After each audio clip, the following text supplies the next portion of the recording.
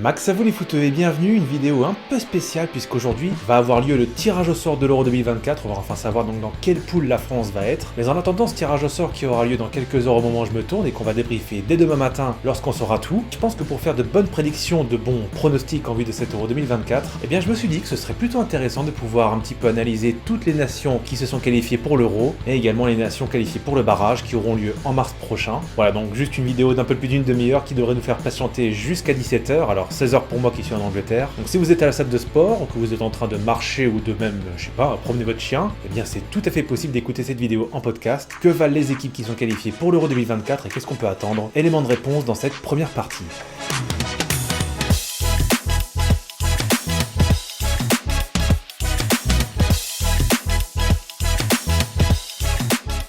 Alors juste un petit mot pour vous dire que si vous n'avez pas vu mon post sur YouTube ou même sur X, anciennement Twitter, sachez que j'ai créé une cagnotte pour m'aider à produire des vidéos dans les prochaines semaines et que cette chaîne que vous voyez actuellement de 25 000 abonnés n'est pas encore monétisée. Donc je suis en train de faire toutes les étapes administratives avec Google AdSense pour justement la monétiser, mais en attendant, j'ai pas reçu de salaire pour le mois de novembre, donc si vous pouviez m'aider, je serais super heureux, mais vraiment, si vous pouvez. C'est une cagnotte Litchi, je vous mets le lien dans la description, et franchement, si vous pouvez ne serait-ce que donner 1 euro, franchement je serais très heureux. Imaginez si tout le monde, tous les abonnés de cette chaîne pouvaient donner 1 euro. Ce serait magique, donc voilà. Encore une fois, je suis désolé, ça fait un peu crevard, mais j'en ai vraiment besoin, donc si vous pouviez m'aider, je vous en serais très reconnaissant, donc merci à tous, et maintenant, c'est parti pour la vidéo.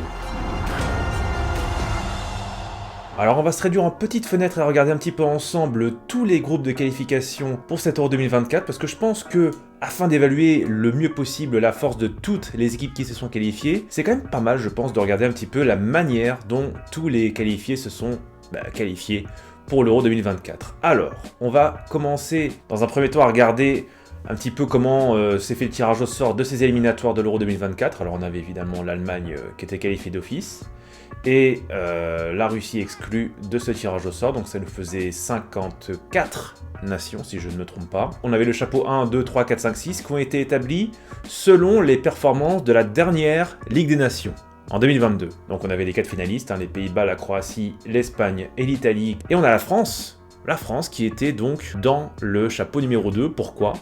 Eh bien parce que la France a terminé 3ème de son groupe de Ligue des Nations.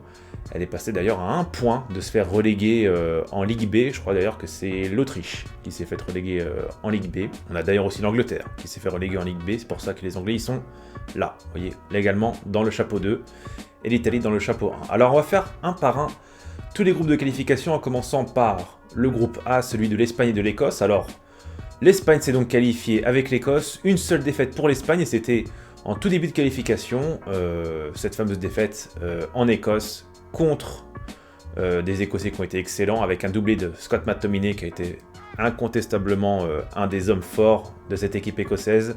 Des Écossais qui se sont qualifiés, eux, avec 2 matchs nuls et une défaite. Alors la défaite des Écossais, elle intervient à la fin des qualifications lorsque l'Espagne s'était pas mal rebiffée. Voilà, c'était en octobre cette année. Victoire des Espagnols 2-0, début de Morata et Sunset. Et donc des Géorgiens en play-off. Alors ça c'est fou. Les Géorgiens entraînés par Willy Sagnol qui sont donc qualifiés en play-off, non pas grâce à leurs résultats dans ces qualifications, mais à leur performance lors de la Ligue des Nations. Donc voilà, et malheureusement, comme vous pouvez le voir, on a la Norvège qui, malgré sa 3ème place et ses 11 points, donc on n'aura pas de Martin Odegaard ni de Erling Haaland à l'Euro. Alors on a l'Espagne et l'Écosse. Alors l'Espagne, qu'est-ce qu'on peut dire de cette équipe ? Déjà, elle arrive à mettre de bonnes tôles contre la Norvège. Alors elle a eu cet accident contre l'Écosse. Alors l'Espagne, j'ai l'impression que c'est une équipe qui joue très très bien contre les équipes faibles. Regardez, 7-1 en Géorgie, 6-0 en Chypre, 2-0 ensuite contre l'Écosse. Bon là, ils ont été prévenus par rapport au match aller. Une petite victoire 1-0 en Norvège, victoire assez confortable 3-1 à Chypre et enfin 3-1 à domicile pour le dernier match contre la Géorgie. Mais j'ai l'impression que contre les blocs bas, que ce soit contre l'Écosse ou également contre le Maroc à la Coupe du Monde, eh bien l'Espagne est une équipe qui a énormément de mal. Donc l'Espagne a toutes les chances de bien performer, on va dire, dans les petits matchs. J'ai aucun doute sur le fait qu'ils puissent passer le premier tour, mais en revanche, dès que ça va jouer une grosse équipe, c'est plus compliqué. Mais oui, même si l'Espagne a remporté la Ligue des Nations, attention, la Ligue des Nations n'est pas vraiment représentative du véritable niveau d'une équipe. Et je sais même pas si les équipes prennent la Ligue des Nations très au sérieux. En tout cas, l'Espagne semble la prendre très au sérieux puisqu'elle était finaliste en 2021 lorsqu'elle a perdu en finale contre la France, mais cette fois, elle a gagné en 2023. Maintenant, à voir si l'Espagne peut bonifier ou confirmer, enfin bonifier surtout, son bon parcours à l'Euro 2021 où elle avait été demi-finaliste. Et l'Écosse, eh bien écoutez, l'Écosse, on est très heureux de les voir, de les revoir à l'Euro. Et comme je vous l'ai dit, c'est une équipe qui a été menée de main de maître par Scott McTominay, qui n'a que... Ah, il n'a que 26 ans, alors que ça fait quand même un bon petit moment qu'on le voit, Scott McTominay, c'est vraiment lui le maître à jouer de cette équipe. Et l'Écosse, vous voyez, ils ont fait quand même de très très bons résultats. Alors bien sûr, il y a eu l'Espagne qui s'est dressée sur leur chemin. Il y a eu ce match nul en Géorgie qui est quand même pas si mal, même plus que pas mal du tout. Ça a été un petit peu compliqué sur la fin, on voit, avec la Géorgie, le match nul en Géorgie et le 3 partout contre la Norvège, ce qui leur a coûté la première place, je pense. Mais autrement, s'ils n'avaient pas fait ces 2 matchs nuls, et également s'ils n'avaient pas perdu en Espagne, l'Écosse aurait été première. Donc je pense que c'est une équipe qui est vraiment à surveiller. Allez, on passe au groupe B et celui de la France. Donc la France s'est qualifiée très facilement pour cet Euro, hein. C'était même un petit peu ennuyeux pour être honnête, hein, même si évidemment on est très fiers de la troupe de Didier Deschamps, de tout le travail qu'ils ont fait, hein. Bon voilà, on commence par un 4-0 contre les Pays-Bas, quart de finaliste de la Coupe du Monde, une petite victoire en Irlande avec un arrêt extraordinaire de Mike Maignan, de Magic Mike en toute fin de rencontre, et bien sûr ce magnifique but de Benjamin Pavard, extraordinaire but même. Et oui, alors une petite victoire, honnêtement, j'ai envie de dire petite victoire 3-0 dans une atmosphère un petit peu de vacances, dans ce match qui se déroulait à Faro contre Gibraltar. Et ensuite, les Français ont bien trimé contre la Grèce, hein. Ils se sont imposés 1-0 seulement sur un penalty de Kylian Mbappé. Une rencontre très difficile pour l'équipe de France, arbitrée par Mateu Laous, qui n'a pas déçu pour sa dernière avant de prendre sa retraite, hein, c'est le mot qu'on puisse dire. Ensuite, on a eu la France qui s'est imposée assez facilement contre l'Irlande, enfin facilement, sereinement, très sereinement contre l'Irlande. Et ensuite, des Français qui ont bien assuré contre les Pays-Bas là-bas, à la Johan Cruyff Arena. Vraiment une prestation très propre, hein, malgré le premier but encaissé dans ces qualifications de Hartmann en toute fin de rencontre. Et puis sur la fin, c'est vraiment là où l'équipe de France a vraiment impressionné, et je trouve, même malgré l'ampleur du score, qui est énorme, hein, c'est un record, hein, on a battu le record de l'Azerbaïdjan en 95, la France s'impose 14-0. Et malgré le 7-0 à la pause, les Français ont continué d'attaquer, et mine de rien, ce match qui ne donnait pas vraiment envie d'être regardé, au final a été très plaisant. Et on a vu quelque chose. Alors évidemment, on peut pas regarder ce genre de match comme un match normal, c'est clair, mais au moins ça a donné de l'intérêt à la rencontre. Et puis j'ai bien aimé aussi ce 2 partout contre la Grèce, où les Grecs, encore une fois, un petit peu comme le match en juin, ont montré que vraiment, c'était une équipe très impressionnante. Je vais vous dire la vérité, j'ai été plus impressionné par la Grèce que par les Pays-Bas dans cette poule. Parce que les Pays-Bas, alors, ils ont mis du temps à commencer. Bon, ils ont fait un petit 3-0, c'était pas mal, hein, déjà, après la grosse claque reçue au Stade de France. Donc 3-0 contre Gibraltar. Ensuite, il y a eu quelques journées qu'ils ont sauté. Ensuite, 3-0 contre la Grèce. Là aussi, ils ont bien assuré parce que les Français, franchement, ont eu beaucoup de mal contre les Grecs. Eux, vous voyez, ça a été facile. Donc, comme quoi le football est vraiment pas une science infuse. Et puis une victoire très sérieuse aussi contre l'Irlande après une ouverture du score précoce sur un penalty de Ida. Et ensuite derrière, les Pays-Bas, par contre là, contrairement au match aller, ça a été très compliqué. Un penalty de Van Dijk à la 93e. Et c'est ainsi que les Pays-Bas ont décroché leur qualification. Donc Bon, je vais être un peu dur parce qu'en fait c'est les Pays-Bas, on attend toujours plus d'une équipe comme les Pays-Bas. C'est tellement une nation qui nous a régalé par le passé que cette fois, on a l'impression qu'ils sont plus présents. Bon, au final, vous voyez, en 8 matchs, ils en ont gagné 6, ils en ont perdu 2, c'était contre la France, mais vous enlevez les matchs contre la France, ils gagnent tous leurs matchs. Ils ont marqué 17 buts, alors ils en ont encaissé 7, dont les 5 contre la France, donc en gros, c'est un peu la faute de la France si les Pays-Bas ont montré un visage peut-être un petit peu timide dans ces qualifications. Mais autrement, ils sont là, ils méritent amplement leur qualification. Même si, je suis désolé, j'ai quand même été très impressionné par la Grèce, et je suis content d'ailleurs qu'ils aient une possibilité de se qualifier grâce à leurs bons résultats en Ligue des Nations, et c'est tout à fait mérité, parce que maintenant, cette équipe, elle a marqué de très beaux buts contre la France, il y a eu de très belles séquences, donc je suis content que ce ne soit peut-être pas fini. On va passer au groupe C maintenant, le groupe de l'Angleterre et de l'Italie. Alors l'Italie qui était tête de série grâce à sa qualification pour la finale à 4 en Ligue des Nations, et l'Angleterre qui était outsider parce qu'elle n'avait pas du tout bien performé en Ligue des Nations. Eh bien les Anglais, ils ont bien l'assuré, hein. Donc les Anglais ont terminé invaincus lors de cette campagne, et l'Italie a perdu ses 2 matchs contre l'Angleterre. Alors on va regarder un petit peu les performances des Anglais et des Italiens, donc les Anglais qui ont gagné d'entrée contre l'Italie. Ils menaient 2-0 à la pause avant une réduction du score de Retegui en seconde période, mais autrement, ouais, j'ai vu le match, ça a été très très propre du côté des Anglais, qui ont confirmé ensuite contre l'Ukraine. Ça a été une petite balade contre Malte, et ensuite 7-0 contre la Macédoine du Nord, donc les Anglais qui sont vraiment totalement épanouis, j'ai l'impression. Harry Kane surtout, je pense à lui, parce que Harry Kane, il est enfin dans un club, alors je ne vais pas manquer de respect à Tottenham, même si je suis fan d'Arsenal, mais Harry Kane qui a enfin décidé de changer de club, et qui va, on l'espère, gagner un titre. Franchement, si c'est l'année où le Bayern ne gagne pas la Bundesliga, on peut clairement dire que Harry Kane est maudit, et ne gagnera donc jamais de titre. Mais je suis sûr qu'il en gagnera d'autres titres que la Bundesliga. Peut-être 7 euros. Alors on a aussi Bukayo Saka, qui est actuellement meilleur passeur de la Ligue des Champions, et qui a marqué un triplé lors de ce match contre la Macédoine du Nord. Voilà. On a eu peut-être aussi quelques difficultés des Anglais en Ukraine, mais tout ça c'est relatif, parce que l'Italie a également fait match nul en Ukraine, alors dans des circonstances assez particulières, parce qu'il y a un penalty qui aurait très bien pu être sifflé pour les Ukrainiens en toute fin de rencontre, mais finalement les Italiens s'en sortent sur le fil, et se qualifient donc, alors qu'ils sont à égalité de points avec les Ukrainiens. Et ouais, parce que si l'Ukraine avait gagné ce match contre l'Italie lors de la dernière journée, l'Ukraine se serait qualifiée, mais l'Italie aurait néanmoins accédé aux playoffs de la Ligue des Nations. Mais bon, le fait est qu'ils ne sont pas en playoffs, ils sont directement qualifiés, contrairement à l'Ukraine qui, heureusement, eux, auront également accès aux playoffs pour la qualification de l'Euro. Alors les Italiens, évidemment, ils ont perdu 2 fois contre les Anglais. Ils ont également, ils ont fait un match nul contre la Macédoine du Nord, mais j'ai envie de dire que c'est pas si grave que ça. Les Anglais aussi, lors de la dernière journée, alors ils étaient qualifiés certes, mais ils ont aussi fait match nul contre la Macédoine du Nord à l'extérieur. Et les Anglais n'ont pas non plus gagné en Ukraine, et les Italiens non plus.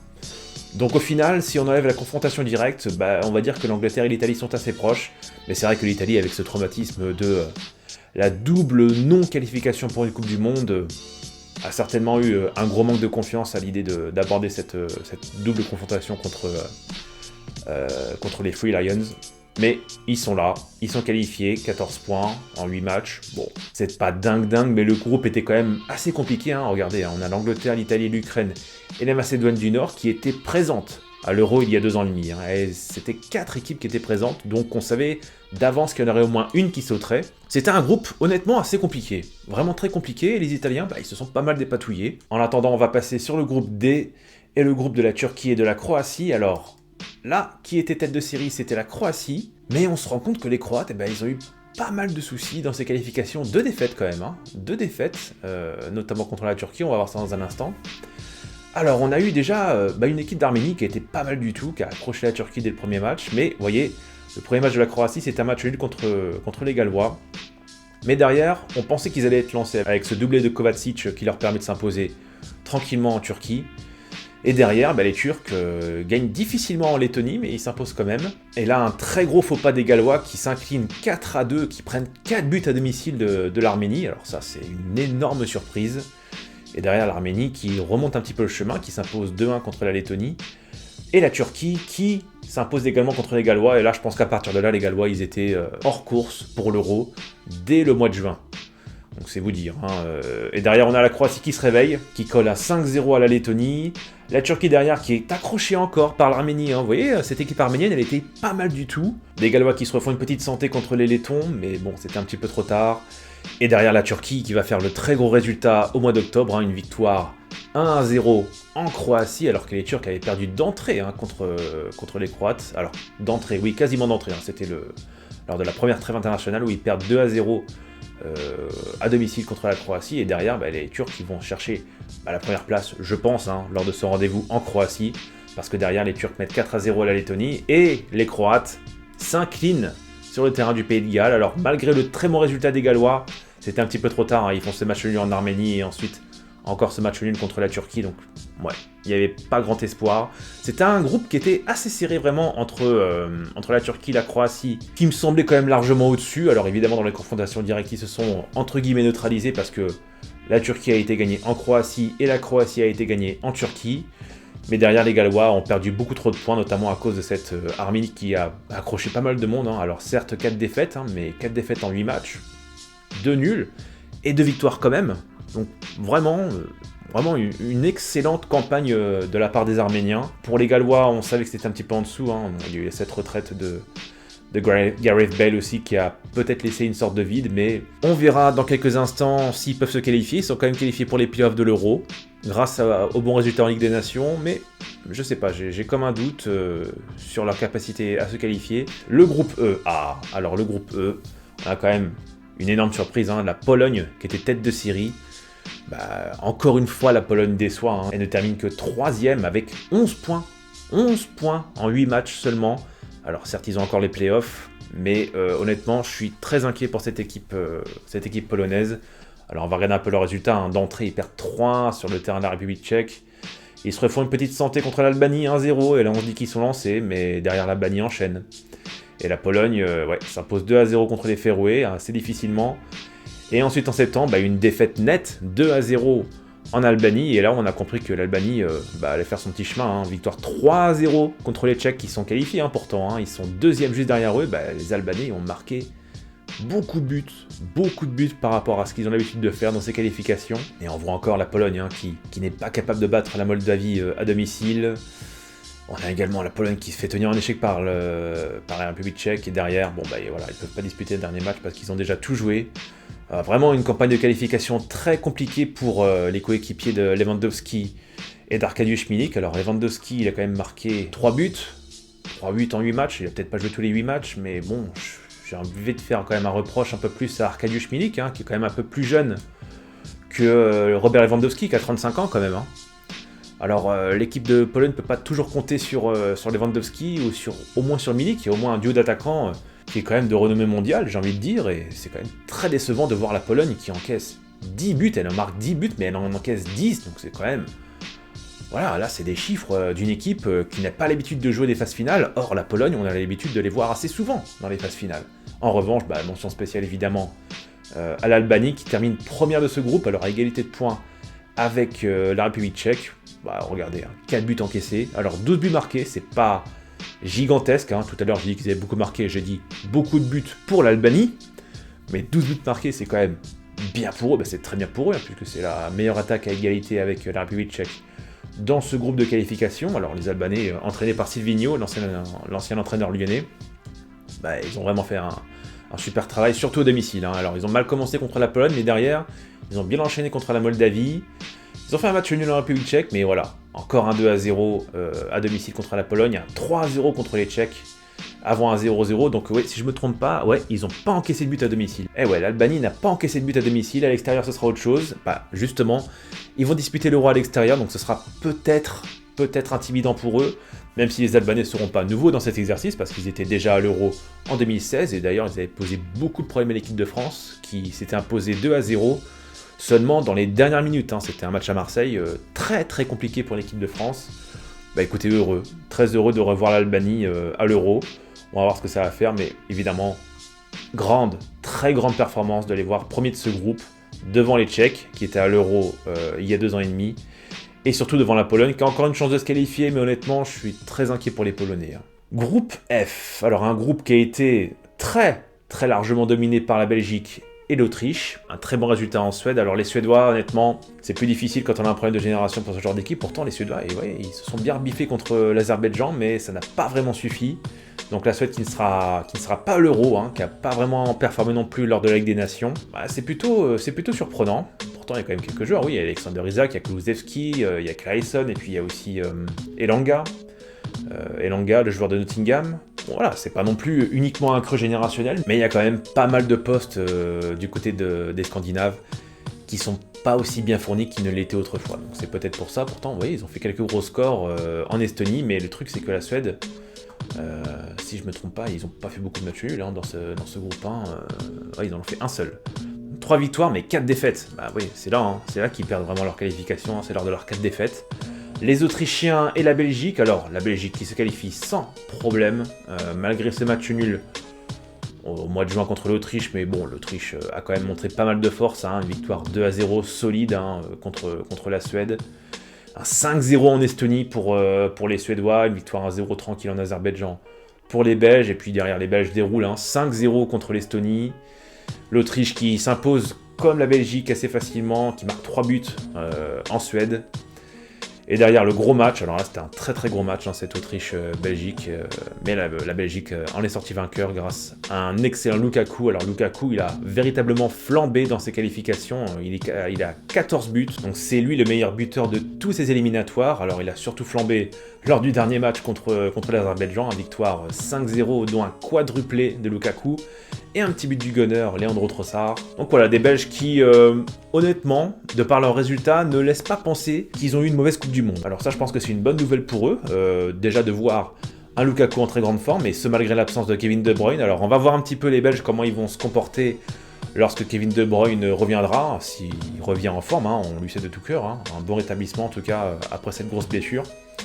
Mais je pense que ça peut être un avantage pour la Belgique d'avoir déjà un Kevin De Bruyne plutôt frais pour l'Euro, et surtout un Jérémy Doku qui est en train de flamber avec Manchester City. Donc si on voit le même Doku de Manchester City cette fois avec les Diables Rouges, ça peut être quand même une équipe très intéressante. Donc les Belges, certes, ont largement rajeuni leur effectif avec leur nouveau sélectionneur, Domenico Tedesco, et honnêtement, il a fait du très bon travail. C'est vrai que c'était pas facile de venir après Roberto Martinez qui vient avec un bilan aussi positif, malgré la Coupe du Monde ratée évidemment au Qatar, mais honnêtement, il a fait du très très bon travail en venant juste après Marc Wilmots, qui vraiment n'exploitait pas assez cette magnifique équipe belge. Et ensuite l'Autriche, de retour pour cet Euro. Bon, il n'y a pas vraiment de surprise dans ce groupe, alors si ce n'est la Suède évidemment, mais ils ont assez facilement battu les Suédois. Et à noter donc la présence de l'Estonie dans les playoffs, parce que les Estoniens ont fait une très bonne campagne de Ligue des Nations. Alors les Estoniens qui ont quand même gagné aucun match, alors c'est peut-être là aussi où il peut y avoir une limite dans le repêchage grâce à la Ligue des Nations, c'est-à-dire que l'Estonie n'a gagné aucun match, elle n'a récolté qu'un seul petit point dans ce groupe, donc elle termine très loin derrière, et bonne dernière, 2 buts marqués, 22 encaissés, moins 20 de goal difference, mais ils sont quand même ils sont quand même repêchés grâce à la Ligue des Nations pour le barrage de l'Euro 2024, au contraire de la Suède, qui évidemment a perdu beaucoup de matchs, mais bon, qui a quand même fait 10 fois mieux que l'Estonie. Bon, voilà, alors c'est peut-être la question qu'on peut se poser. Mais d'un autre côté, est-ce que c'est pas non plus une bonne chose d'inclure les nations qui n'ont aucune chance, comme l'Estonie, de se qualifier pour les grandes phases finales? Bon, j'ai pas vraiment réfléchi sur la question, et j'ai quand même envie de valoriser avant tout les performances sur le terrain, et non pas uniquement grâce à la Ligue des Nations. Donc l'Estonie peut vraiment dire un grand merci à la Ligue des Nations. Allez, on passe au groupe G, le groupe... Ah oui, alors là, le groupe de la Hongrie, de la Serbie. Qu'est-ce que j'étais déçu de ne pas voir la Hongrie à la Coupe du Monde, parce que vraiment, ils nous ont régalé pendant l'Euro. Ça a été très très difficile pour l'équipe de France, et également pour l'équipe d'Allemagne. Ils ont tenu en échec 2 équipes de haut standing à l'Euro 2021, et la Hongrie qui a complètement fait le job. Victoire 3-0 d'entrée contre les Bulgares, 1-0 Monténégro, mais bon, c'est très difficile de gagner là-bas. Je me souviens d'une année des Anglais qui avaient vraiment trimé à gagner là-bas au Monténégro. Et ensuite, une victoire assez facile contre les Lituanie, une victoire plutôt compliquée contre la Serbie, mais la Serbie s'est également qualifiée dans ce groupe, donc voilà, c'est une très bonne chose d'avoir gagné ce match à l'extérieur. Et ils ont battu 2 fois les Serbes quand même, 2 fois sur le même score, 2-1. Mais les Hongrois qui ont fait un match nul en Lituanie, également un match nul en Bulgarie, ont su ensuite rebondir contre le Monténégro qui les avait tenus en échec au match aller. Écoutez, c'est une très bonne chose de revoir la Hongrie. J'ai envie de les voir contre des grosses équipes, parce que c'est vraiment là, je pense, qu'ils vont être très impressionnants. Là, ils ont eu de la chance dans ce tirage au sort de ne pas avoir de très très grandes nations de football, même si évidemment il ne faut pas sous-estimer la Serbie. Mais j'ai quand même envie de les voir contre un gros morceau. Et la Serbie qui est là, évidemment. Bon, il n'y a pas vraiment de surprise. Ça aurait été d'autant plus surprenant de voir la Bulgarie, la Lituanie ou le Monténégro se qualifier. Alors, aucun des trois n'a eu une bonne performance en Ligue des Nations. Donc voilà, c'est pas une grande surprise de voir la Hongrie et la Serbie se qualifier, compte tenu du tirage au sort dans ce groupe G.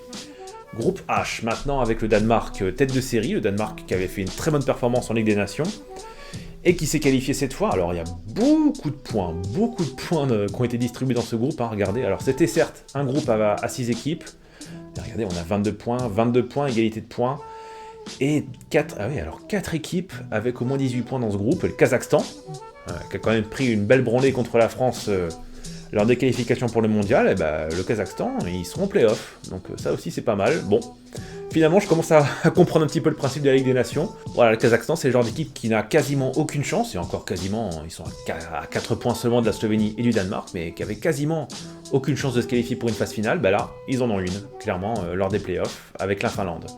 Alors les Danois et également les Slovènes, ouais, on peut pas dire qu'ils ont vraiment performé, hein. Vous voyez, les équipes ont perdu 2 fois chacune pour les 2 qualifiés, 4 fois chacune pour la Finlande et le Kazakhstan qui vont être repêchés en play-off. Donc difficile de voir un fil rouge dans ces qualifications, hein, malgré ce magnifique triplé de Højlund, l'attaquant de Manchester United. Et derrière, bon, les Danois qui ont bien assuré à domicile, hein, ouais, très solide à domicile. C'est là vraiment qu'ils ont pris leur qualification et la victoire à l'extérieur contre Saint-Marin, 2-1 seulement. Ouais, 2-1 seulement contre Saint-Marin. Là, tu te dis quand même qu'il y a un souci, mais bon, ils ont quand même gagné en Finlande grâce à Højbjerg. Et ils ont battu avec le formidable Maillet qui m'a tellement déçu à la Coupe du Monde. J'attendais tellement plus de joueurs là. Et la Slovénie, donc on va retrouver à l'Euro. Alors, la dernière fois qu'on a vu la Slovénie à l'Euro, si je ne me trompe pas, c'était il y a 23 ans. Hein. Oui, c'était à l'Euro 2000. Je me souviens notamment de ce match nul spectaculaire contre la Yougoslavie d'un certain Savo Milosevic qui menait 3-0. Et les Slovènes sont revenus à 3-3, donc un très grand match, un des nombreux très beaux matchs de cet Euro 2000. Groupe I maintenant, avec, ah oui, alors la Suisse qui était tête de série, qui termine assez loin derrière la Roumanie, on va en parler dans un instant. Alors la Suisse, plutôt décevante, qui avait pourtant très bien débuté contre la Biélorussie, hein, victoire 5-0 à l'extérieur et ensuite 3-0 contre Israël. Et ensuite, oui, ils ont un petit peu déchanté par la suite, hein, ce match nul à domicile contre la Roumanie, qui est très frustrant quand même pour eux, hein, parce qu'ils menaient 2-0 hein, avec ce doublé d'Amdouni. Et ils ont quand même essuyé une égalisation de Mihaila à la 89e et 92e. Ah ouais, non, là, franchement, c'est fou, quoi. Hein. C'est un magnifique hold-up de la part de la Roumanie. La Suisse qui s'est imposée facilement à domicile contre Andorre, et encore 3-0. Bon, c'est peut-être un petit peu maigre, peut-être que je suis un petit peu dur avec la Suisse, mais je me dis qu'en tant que dernier quart de finaliste de l'Euro, on peut en attendre plus de leur part. Mais là, surtout, c'est le 3 partout hein, qui leur fait défaut. Hein. Ce 3 partout contre la Biélorussie, alors que les Suisses avaient gagné 5-0 là-bas, en Biélorussie. Et ben oui, ils ont même failli perdre ce match. Et finalement, ils égalisent grâce à Amdouni, le très bon Amdouni qui égalise dans les derniers instants de ce match. Et pendant ce temps-là, la Roumanie qui performe sans souci contre Andorre. Et oui, alors là, c'est vraiment ce match nul de la Suisse en Israël qui leur a coûté la première place. Bon, ils sont qualifiés, les Suisses, hein, tout va bien. Il y a aussi également ce match nul contre le Kosovo à domicile. Et surtout, cette défaite lors de la dernière journée contre la Roumanie. Alors, c'est vrai qu'il y a eu ce match nul contre Israël qui leur a fait perdre de l'avance, 2 points de retard par rapport à la Roumanie, qui avait également fait quelques matchs nuls à l'extérieur. Hein. Il y avait ce match nul, oui, alors, vous voyez, on a la Roumanie qui est invaincue quand même, hein. Invaincue dans ses qualifications, mais qui a quand même fait 4 matchs nuls. Voilà, 0-0 sur le terrain du Kosovo, 2 partout sur le terrain de la Suisse, alors là, comme on l'a dit, hein, sacré hold-up. Un partout à domicile contre Israël, mais victoire contre le Kosovo à domicile. Hein, voilà, c'est là qu'ils gagnent l'avance par rapport à la Suisse. Hein, c'est qu'ils gagnent 2-0 contre le Kosovo à domicile, tandis que la Suisse a fait match nul contre le Kosovo. Donc à partir de là, les Roumains étaient devant, et lors de la dernière journée, la Suisse devait absolument gagner pour terminer première. Bon, finalement, elle terminera deuxième de ses qualifications. Donc voilà, victoire de la Roumanie 1-0 lors du dernier match. Donc les Roumains qui n'ont pas perdu quand même, hein, et je pense qu'il faut les surveiller. Alors les Roumains, vraiment, c'est une équipe qu'on voit pas toujours lors des phases finales. C'était une équipe ils avaient un effectif absolument sensationnel à la fin des années 90. Hein, les gens de ma génération qui ont plus de 30 ans vont certainement s'en souvenir. Hein, quelle équipe ils avaient, hein, l'équipe des Petrescu, Hadji, d'ailleurs il y a son fils, hein, Hadji, Yanis Hadji qui est dans cette équipe-là. Ça fait drôle hein, de se dire ça, hein. Franchement on est très vieux. Mais ouais, la Roumanie, je suis très heureux qu'ils soient là, qu'ils soient qualifiés directement pour l'Euro, à la première place d'un groupe avec la Suisse. Un chapeau bas, vraiment chapeau bas. Alors j'espère cette fois qu'ils vont passer le premier tour, parce que la Roumanie, c'est le genre d'équipe qui va vraiment accrocher les très grosses équipes avec un bloc bas qui est toujours très discipliné. Hein. De toute façon, les Roumains, ils ont traditionnellement une défense dont la tactique est très pointue. Donc encore une fois, ce sera une équipe très difficile à battre. On va voir ça dans un instant. Lors du tirage au sort de cet Euro. Et enfin, le groupe J. Bon, bah alors là, on a le Portugal qui est la meilleure équipe de toutes ces qualifications et d'assez loin. Hein. Donc 10 matchs, 10 victoires. C'est la seule équipe qui fait le Grand Chelem. Hein. La France a raté le Grand Chelem lors du dernier match contre la Grèce. Ben, les Portugais, eux, l'ont réussi. 36 buts marqués pour les Portugais contre 29 pour les Français.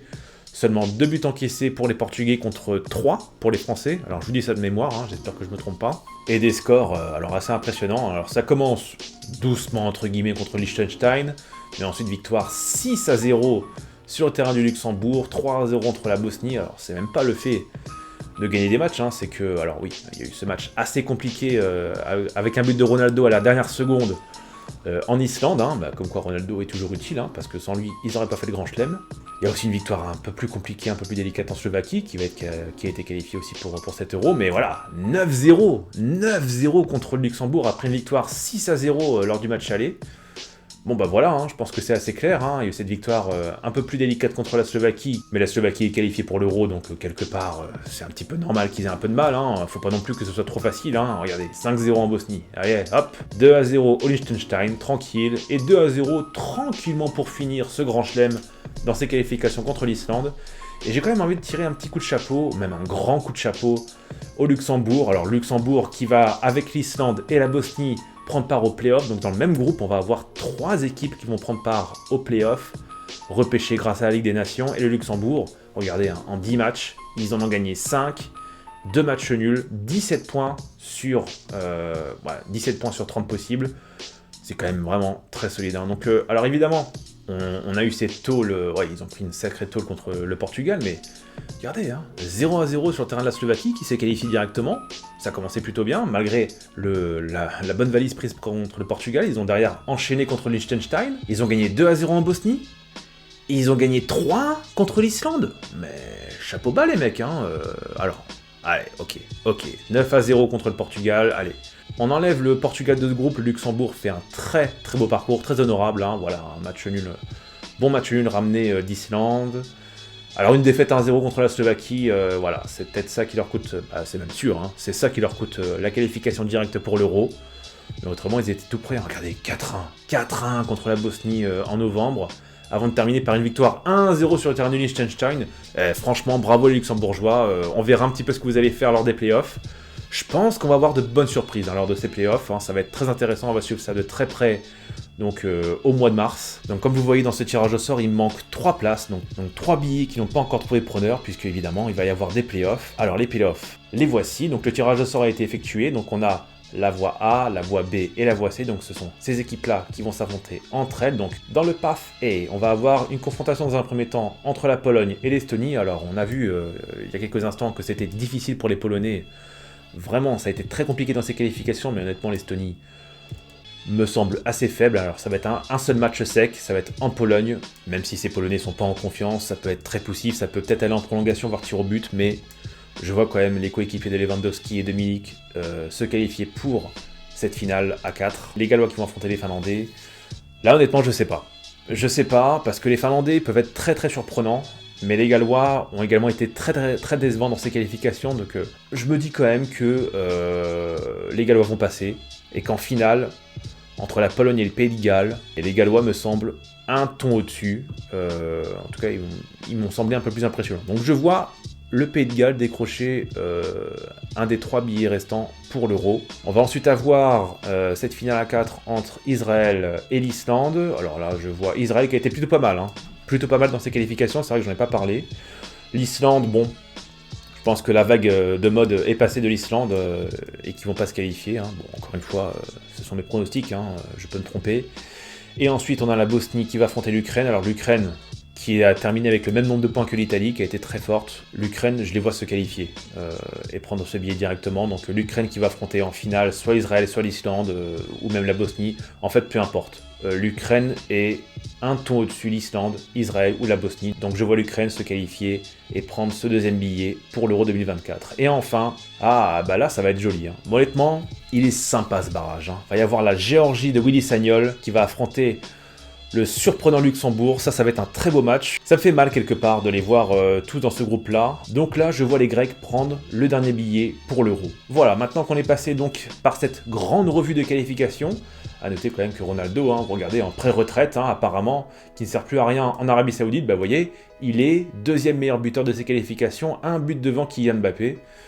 Bah non, Ronaldo est toujours là et il va disputer son 6e Euro, rendez-vous compte, hein. Je me rappelle quand j'étais petit, j'étais quand même en 3e, hein, j'étais pas trop petit. Mais ouais, il était là à l'Euro 2004, hein. Il était tout jeune, il avait encore les dents dans tous les sens. C'est fou, hein. Ronaldo qui va disputer donc un 6e Euro. Ça franchement, j'en tombe mon casque, hein. C'est les émotions.